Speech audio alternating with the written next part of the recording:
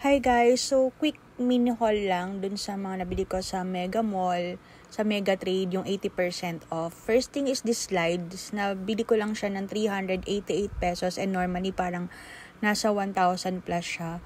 So bumili ako kasi nginat-ngat nung aso ko yung isang slippers ko. Tapos ito naman yung parang medyo old rose na color na Under Armour, na bili ko lang siya at 1,718. I think parang mga nasa 4,000 plus yung mga regular price ata nito. So, yun, hindi kasi ako bumibili. Mahilig kasi ako sa ukay. So, pag brand new, kailangan super discounted yung bibilin ko.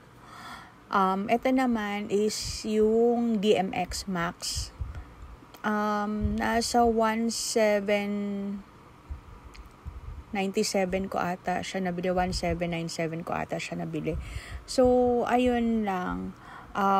Binili ko white, tas may shade of blue kasi wala na yung blue ko na shoes. So, medyo nag-retire na siya. Kaya ito yung binili ko. Isa ka rin ba sa mga nakabili sa sale? Sound off sa comment section kung ano yung mga nabili nyo.